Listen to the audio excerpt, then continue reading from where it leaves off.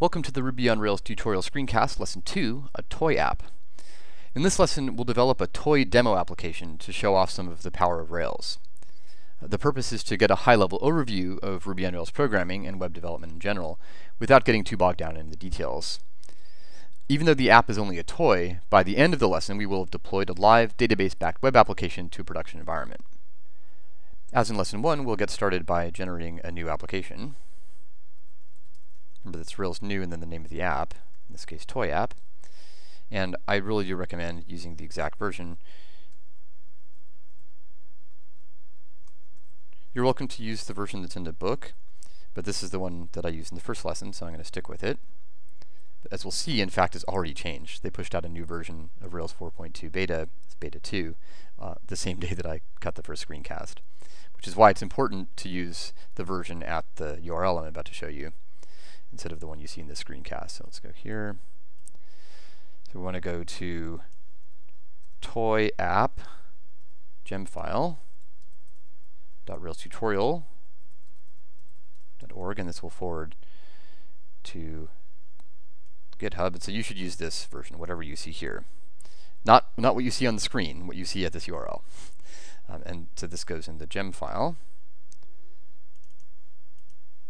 This is just what we did in the previous lesson, same idea. So we're going to define the gems, and then we need to cd into the directory and bundle install, and we want to bundle install without production. That just skips these gems here that we don't need locally. It would actually work fine, I think, if you did that, but this is a little cleaner.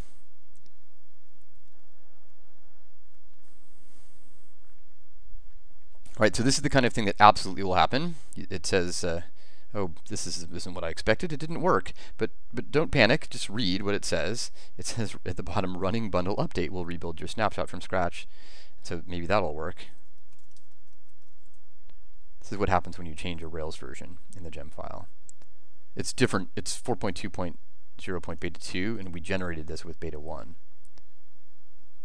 Now we're going to follow the same basic steps that we did in the last lesson, just as a way to practice and as a way to get all this overhead done right at the beginning. So what we're going to do is put this application under version control. We're going to push it up to Bitbucket, and we're going to deploy this early version to Heroku. I'll just make a hello world version for now.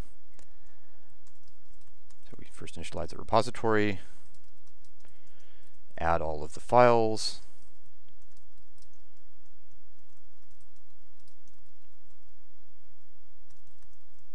commit it. Then we need to make a new repository. So let's go here, go to Bitbucket, and I want to create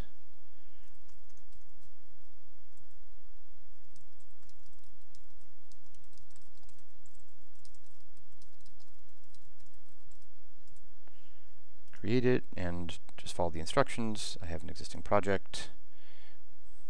We can skip this first line because we're already in the right directory. Just copy this here. And then push up all of the branches. There's only one, it's just a master branch. And we can skip the tags here in this last line. We don't have any tags. Right, so I've done that push, and now I can probably refresh it and see it. Yep, there it works.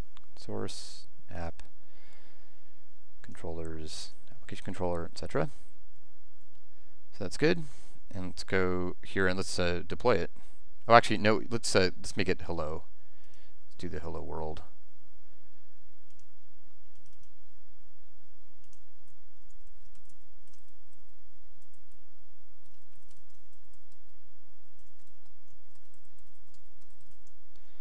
So we make an action and then update the routes and config routes down here. Oops, it's on the right line already. Application controller, hello action, and let's run the server. Oops, we need to cd to the directory.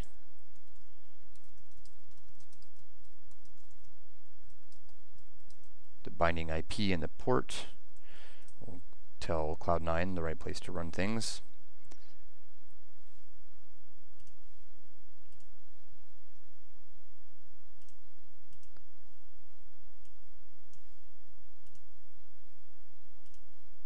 All right, so it's working there. Hello world. And I'm going to make a commit here.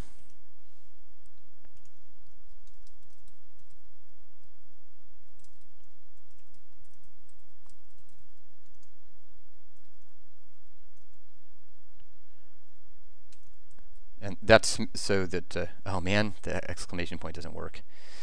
This is a bash. Bash is what we're running here. It's a terminal. It's a shell, and the exclamation point refers to some previous event. So this is the kind of little thing that happens. But you can escape it out. You can get rid of it, or you can escape it out with a backslash. There it goes. And now I want to create a new Heroku app. It's a really good idea to deploy early and often. You don't want to deploy at the end of the day and then realize you have all kinds of horrible integration headaches. Let's go here. Oh no, I'm going to git push Heroku master, and I'm going to copy this here. So this won't be anything other than the default right there.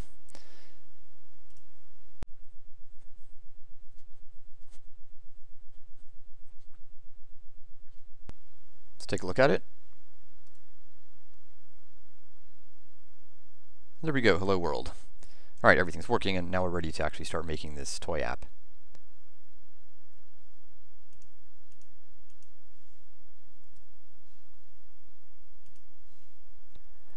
The main sample application used in the Rails tutorial, which we'll start developing in the next lesson, is kind of a minimalist clone of Twitter. But in fact, most of the application is very generic. It just involves things like a registration form, login, logout, all of the kinds of things that basically any website is going to need. So we'll start in this lesson with just a preview, like a prototype of that idea. We'll start with this notion of users who will eventually be able to sign up for the website and log in and so forth. And we'll also introduce this idea of short posts or micro posts, which is based on the idea that Twitter is a micro blog. And in this context, it's a good idea to start planning out what our data model is going to look like. So let's take a look at a diagram. Here's a diagram of users. This is written in such a way that it can be a table in a database. So the convention that Rails uses is that database tables are plural, and we think of this as a singular model, a user model. And in this case, it has three different fields. It's got an ID attribute, name, and email. The ID is an integer, the name and email are each strings.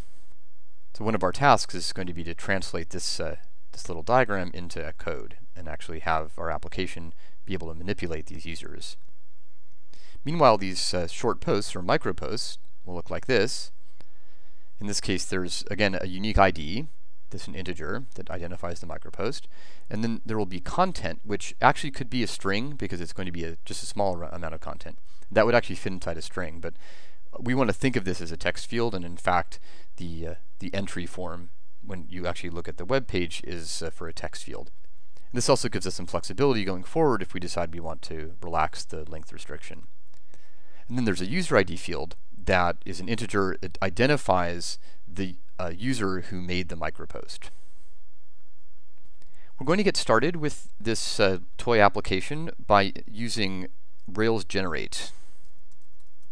So Rails comes with this command line interface, the Rails command, and one of the things it can do is generate all kinds of different things, including the sort of things that you see here, controllers, models, and so on. So it can generate lots of things, and we will be using the generate command throughout this tutorial, but what we're about to do now we will only do in this lesson. We're going to generate what's called a scaffold. What this does is it generates a bunch of code, including a user interface for the object we're about to create. And generally speaking, I don't think it's a good idea for people to be generating scaffolds, but this is sort of an instant gratification way of getting an overview, even though this isn't what we're going to do in real life. So once you've typed out Rails generate scaffold, then you give it the name of the model, the name of the data model, which in this case is user, the singular version of users, and then we can give it the attributes.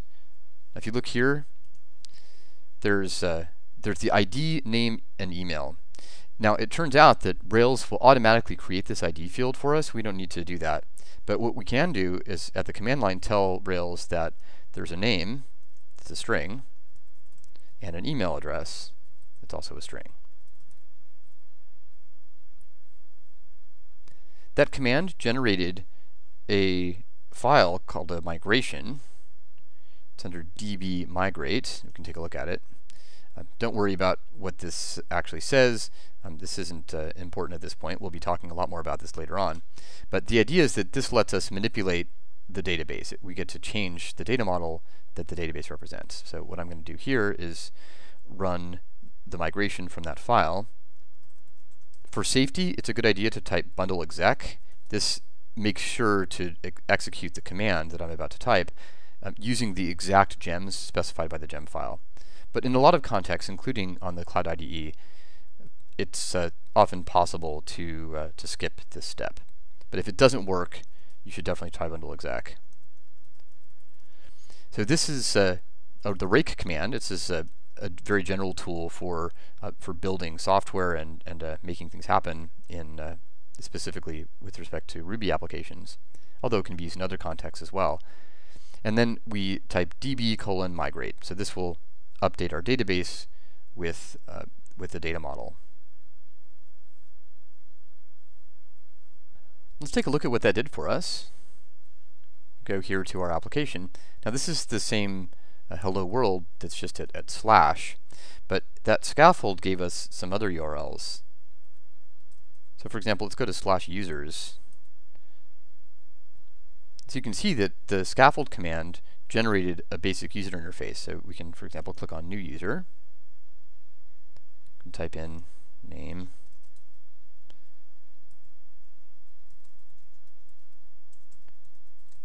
mhartle@example.com, create the user. So that created a new user, and you can see there's a little message, user was successfully created. Go back and see that now our listing of users has the example that I just put in. So this is actually amazing if you think about it. This actually worked. This somehow stored the data that I just entered into the form, and now it's displaying it back onto this page. Set another user.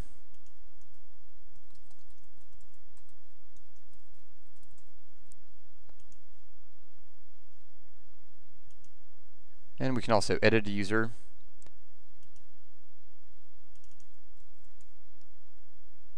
Update a user. Go back to the index. And we can also destroy a user. Now, the way we're interacting with this application is through the URLs. So this is an architecture that's known as REST. We'll be talking a lot more about this later in the tutorial. It stands for Representational State Transfer. And it's a standard way of organizing applications that's very powerful and quite general. Applies to a lot of different cases. So let's just go back through this and see what the URLs look like. Here it's /users. Here it's /user/1. This 1 is the ID. Remember, we saw this here. That's the ID of the user. Edit is /user/1/edit.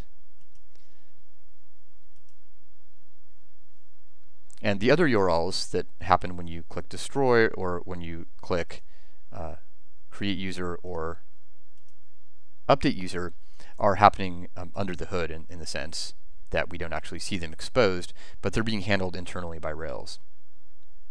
You might recall from the last lesson that I mentioned the MVC architecture, or Model View Controller, and at this point I want to go over that in a little more detail.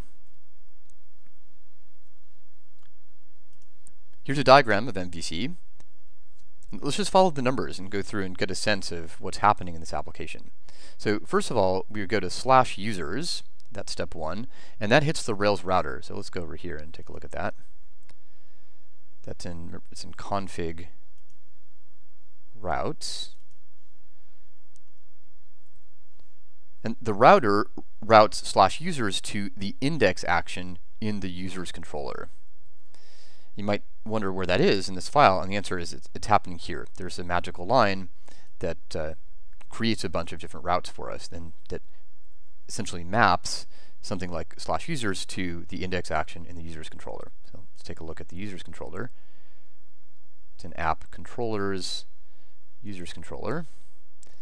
Now, I want you not to pay too much attention to the things in this file. It's quite complicated. In fact, there are things in this file that I don't really understand. But here's the index action.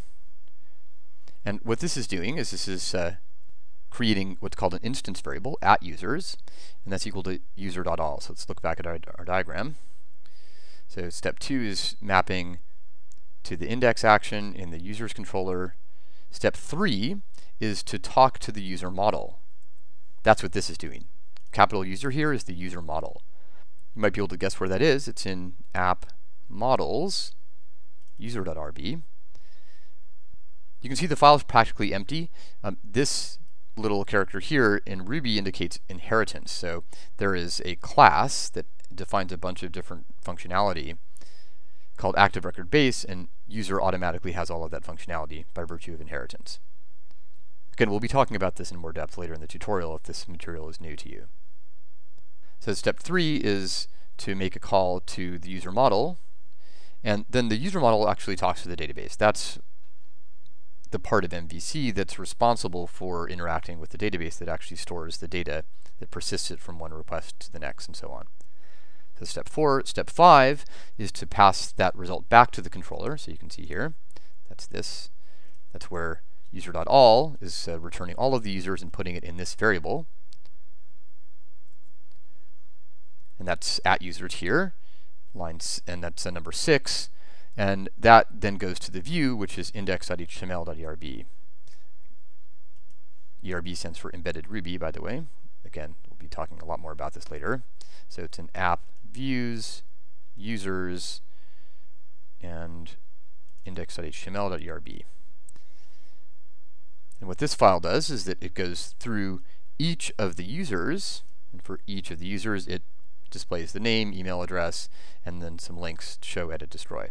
So that is what creates this page. This page is being created by this view here. And then it passes the HTML back to the controller, which passes it back to the browser. Now, I'm actually not sure. Sometimes it's possible, it depends on the details. This HTML might be going right from the view back to the browser, but conceptually, I like to think of the controller as just sitting in the middle and controlling everything. That's why it's called the controller. In any case, this is the end result is that step 8 is the HTML gets passed back to the browser, and then it gets rendered like this.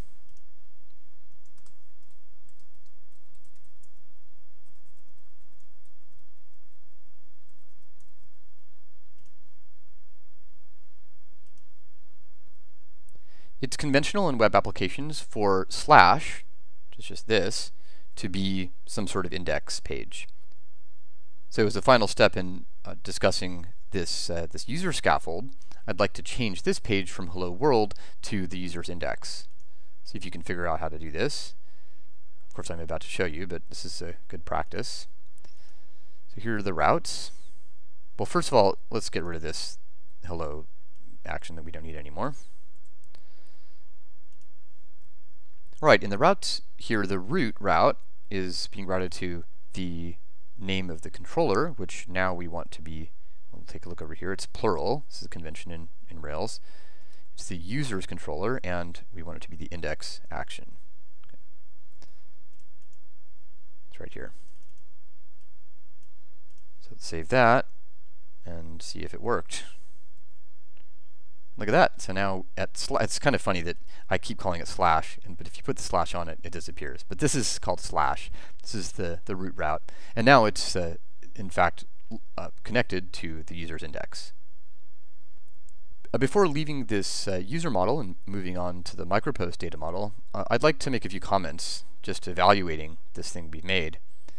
I should mention in this context that when you talk about not just a data model, but also this set of URLs, that this kind of object in Rails is called a resource. So this is the user's resource. It's a set of URLs and the database backend. If you think about it, this is really amazing what we're doing here. We're actually interacting with our application through these URLs and persisting data, the names of the users, email, and so on. And somewhere in the system there's a database, which we'll actually be taking a look at later in this tutorial. But for now, I'd like to mention some of the weaknesses of this resource.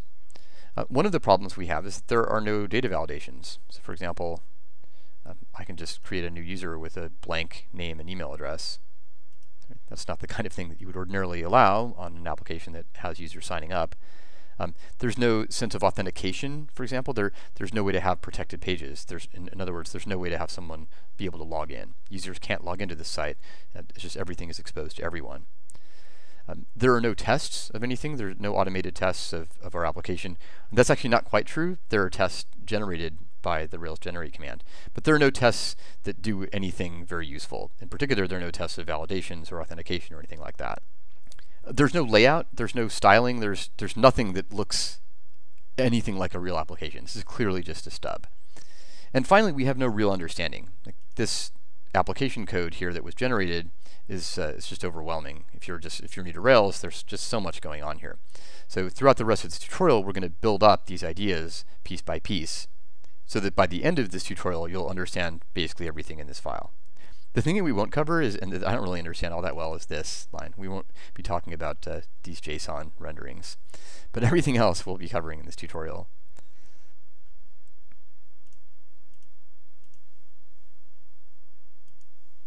We'll create microposts using the same basic command, Rails generate scaffold. In this case, it's going to be a micropost resource. For some reason, scaffolds use the singular. I'm not sure why. When you generate controllers, it's the plural, models are the singular. Eventually, these will become second nature to you. So we have a content. Remember, let's take a look at our model here. The content is a text field, and then there's a user ID that's an integer.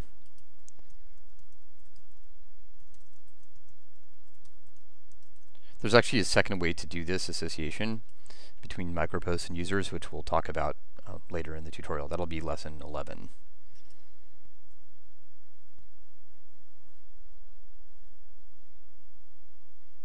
As with users, that created a migration for us. We can take a look here. Just close these down. Actually, I think there's a way to close them all down. Collapse all folders. It's cool. So let's go to, it's a db migrate. And here's the micropost table. And as before, we use rake db migrate. Oops, forgot the rake. It's because I had to type bundle exec. I don't usually do that, but I think it's a good idea because that really makes it the least error prone. Let's go back to our diagram of MVC. Remember, the first step is that there's a Rails router that tells the system where to map this URL. And so with users, we had /users, and that got routed to the index of the users controller. So you can probably guess by parallel structure what it looks like in the case of the micropost. So it's an app controller. Well, so actually first let's look at the config. So it's in config routes. This is the router. You can see that the generate command, this Rails generate scaffold, put in this line, resources microposts. So that's what creates this mapping. And then in the controllers, micropost controller, very similar to the users controller. In fact, it's identical except for the name, micropost versus users. So here's the index, micropost.all, and so on. I keep emphasizing that we're just getting a taste of this. This should be confusing at this point. There's so much material being thrown at you at once. If you've not done this before, it's likely that there's just too much to take in. This is just to get a taste. We're going to be covering everything here throughout the rest of the tutorial. So in analogy with this idea of /users, going to index, let's take a look at our application. Actually, let's close this down and go to /microposts. And here's the microposts model, or the URL we're interacting with. You can look at the URL, /microposts, new microposts is /micropost/new.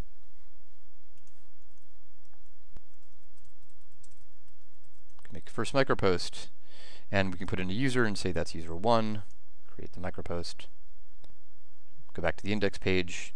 Yep, why isn't that working? Ah, that took longer than I expected. And we have the same set of URLs. We can edit it, maybe tone it down a little bit here.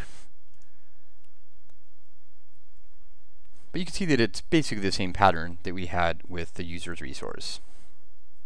As implied by the name micropost, though, there's definitely some extra structure. So let's get a first taste of validations by actually putting the micro in micropost. So let's go over here, and this happens in the model. This is the part of the system that talks to the database and that actually models the data. So in this case, part of our data model is that we want the content to be short. So let's just use the basic Twitter convention of having 140 characters. It's actually a little more complicated than that, but for our purposes, that'll be fine. So the way to do this in Rails is to type validates and then the name of the field we want to validate, which in this case is content. This is what's called a symbol. We'll be talking more about that in lesson 4 especially. And then we're going to give it a length. And the length parameter is going to have a maximum of 140 characters. Save that. Now let's go back to our application. Say, let's try to create a micropost with too much text.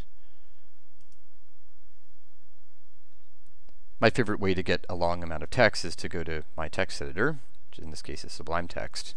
It has a tab trigger for lorem ipsum. This is a fragment from Cicero. It's actually dolorem ipsum, dolor sit, but this is has a long and glorious history in this kind of context. Oops. So let's copy that and then paste it in. And if we create it, it should complain. And there it is. Content is too long. Now, this code that generates this error here, this error message, is part of the scaffolding. In the main part of the tutorial, when we make the industrial strength sample app, we'll actually be writing these error messages ourselves. Or more specifically, we'll be writing the code to generate these error messages. As a final step in this introduction to data modeling, I want to talk about the idea of associating one model with another. And in this case, users, these slash users, actually it's just a slash, either will work.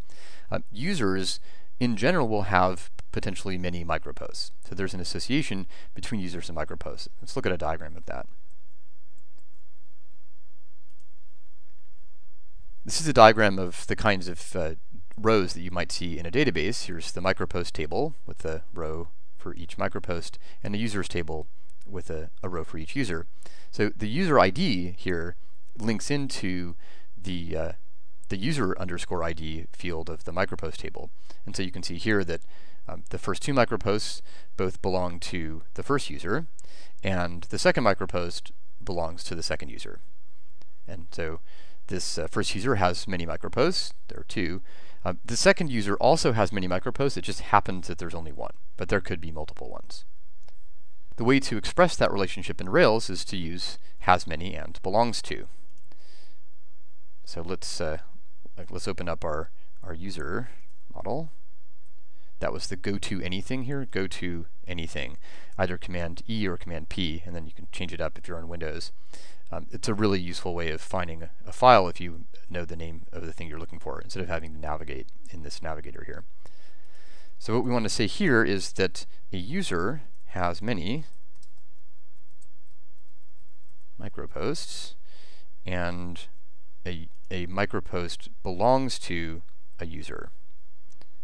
That's what's going to set up that association.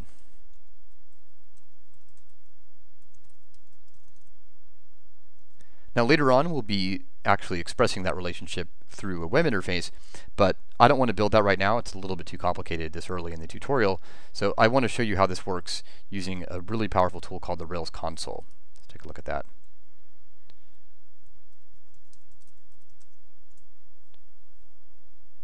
The Rails console essentially gives us a command line environment for interacting with our Rails app. So for example, I can pull the first user out of the database like this. Just give it a name, and this is the user model, user.first. We'll pull out the first user.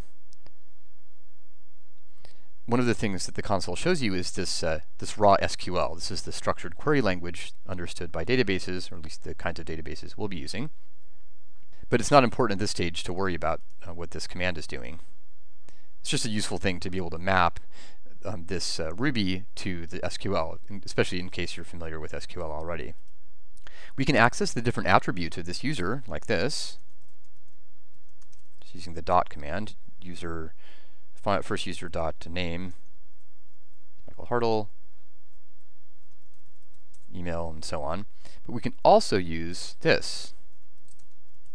We can say microposts because of this line here, has many microposts, and because of the association between the ID of the user and the user ID column here in the microposts. And there it is. First micropost here is associated with the user. Go back here and make a new micropost. Let's go here.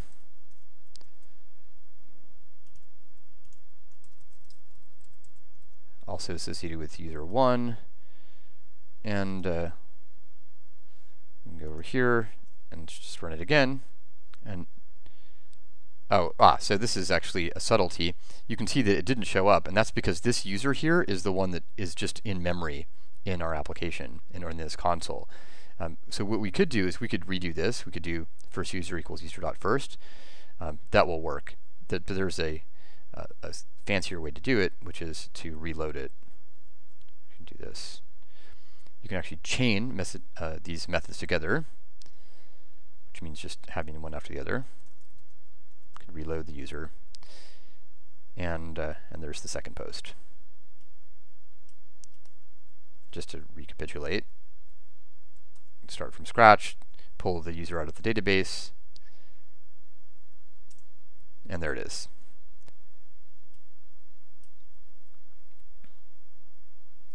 Finally, we can access this micropost like this.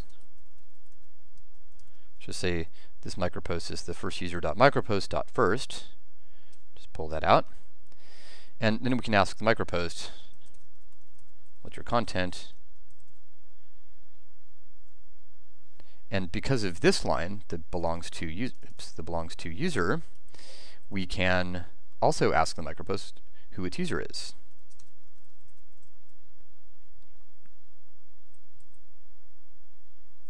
And there we go. So that's how associations work at a very high level. And of course, this will get discussed in a lot more depth later on in the tutorial. It's Control D to get out of the console. You can also type exit.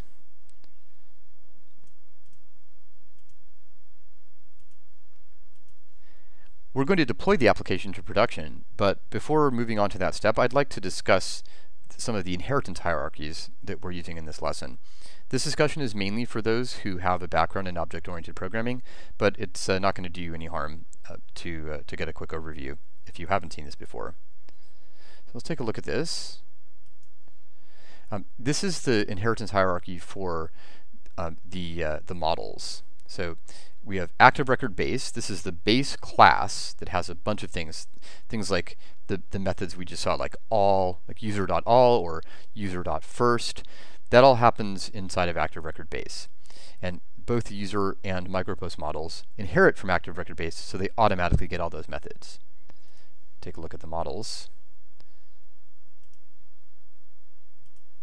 So that's this line here. I mentioned it briefly before.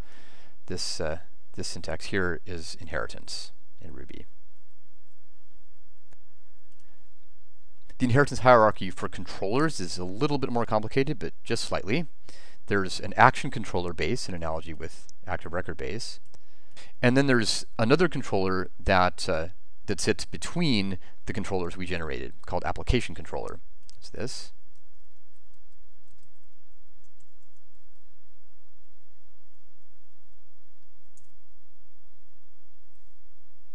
And then the user's controller and the micropost controller each inherit from the application controller.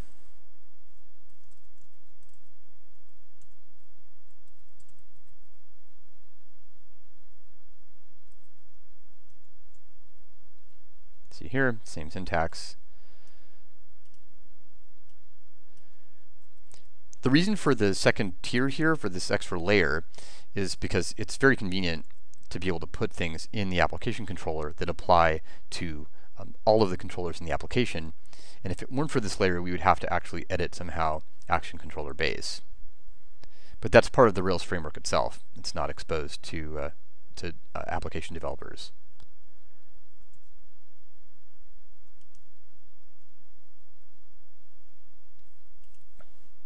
All right, we're now ready to deploy the application to production. We already deployed the Hello World version, but now I actually want to show that we can have this database-backed web application working in a production environment. See where we are, get status. It's a bunch of files. Just do this here. Let's add them all. See the status now. Now they're all added.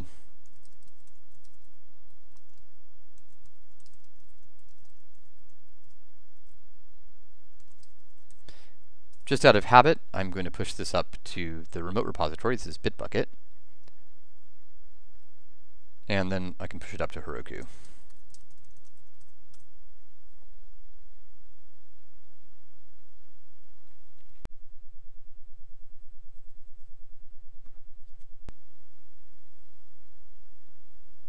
All right, let's take a look at it.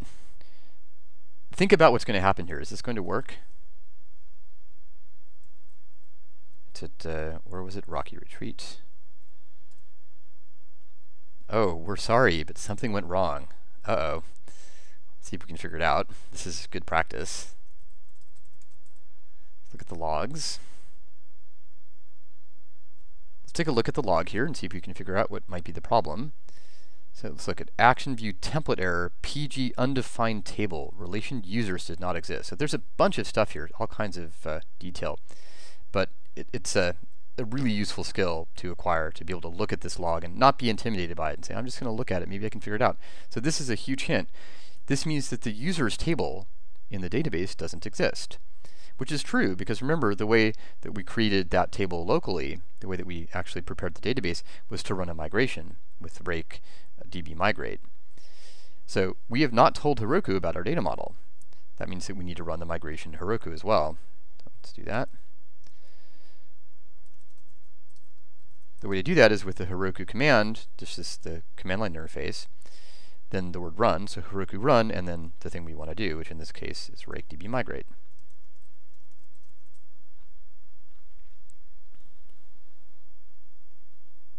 That looks promising. Let's take a look at the app, refresh it, and there we go. The toy app is running in production.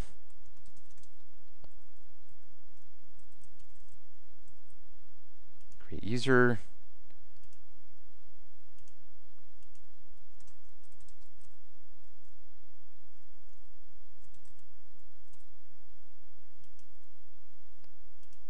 Go to the microposts.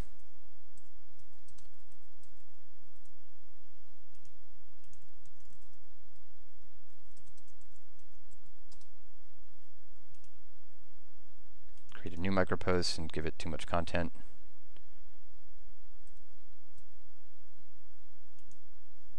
The validation's working, and we can even run a console at Heroku. See if you can figure out what it's going to be. We just did Heroku run rake db migrate. It's Heroku run.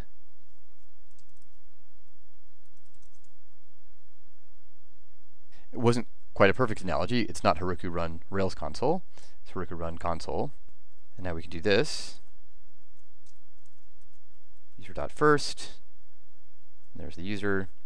User.first.microposts.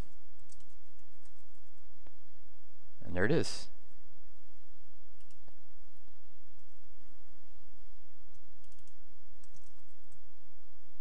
So this application has a lot of strengths. This is a real database-backed web application running in a production environment. This has given us a really nice high-level overview of Rails, an introduction to MVC, a first taste of the REST architecture. We've done a little bit of data modeling, and it's really quite remarkable that we've been able to go from zero in the last lesson to having a database-backed web app in production at the end of lesson 2. But of course, this does have a lot of weaknesses. No one would ever mistake this for a real web application. So fixing up those weaknesses is the main task of the rest of the tutorial. So let's get to it.